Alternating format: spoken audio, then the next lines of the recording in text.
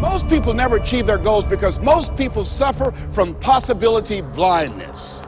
They look around trying to think about the things that they don't have. Robert Roots, a young man who wrote a book about success principles of the 3 little pigs. He said, it's not what you don't have, it's what you think you need that keeps you from being successful or happy in life.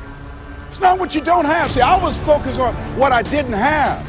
Don't have a college degree, don't have any credentials, never worked for a major corporation. I was focused on the negative things. It said, negative things are the things that you see when you're not focused on your goal. What do you come with?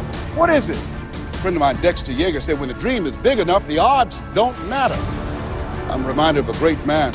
I was reading Time magazine talking about some of the great minds of the last century. They didn't mention his name, Dr. Howard Thurman, one of the mentors of Dr. Martin Luther King Jr., also an advisor to Mahatma Gandhi and Albert Schweitzer. And he said, the ideal situation for a man or woman to die is to have family members standing around their bed praying with them as they cross over.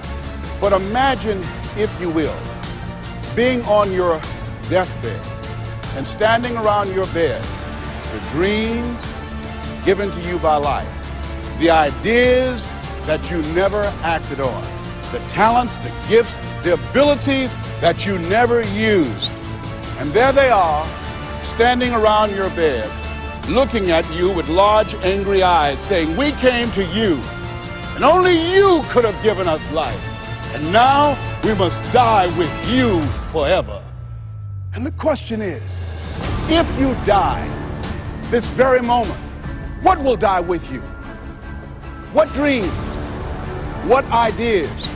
What talents? What leadership potential? What greatness that you showed up to bring? That you allowed fear or procrastination to hold you back? Perhaps that's why Henry David Thoreau wrote the words, oh God, to reach the point of death, only to realize that you've never lived, only to realize that you've never scraped the surface of your potential. When you don't have a true appreciation and acceptance for who you are, and you allow yourself to be immobilized by fear, what happens in the process is that you begin to abuse yourself. You begin to sabotage your life, you begin to sabotage your dreams, you begin to unconsciously work against yourself. You become your own worst enemy. So what do you do about that? Well, you begin to realize that your dream and your gifts have so much meaning and so much value for you till your hunger for them will begin to push you past the fear. Your hunger to have them will give you a special drive.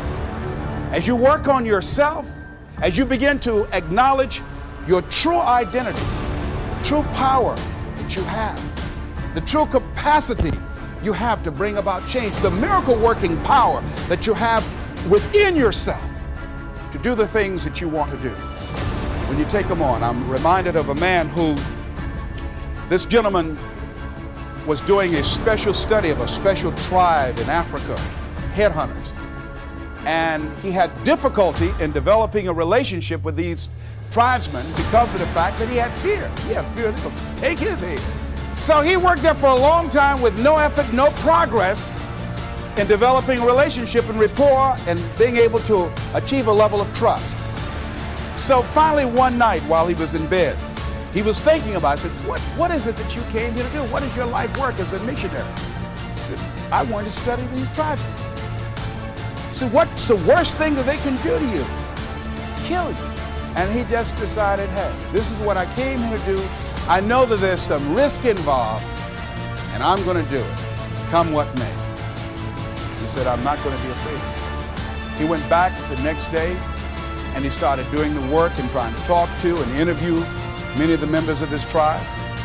And they began to respond to him. They threw out the welcome mat to him.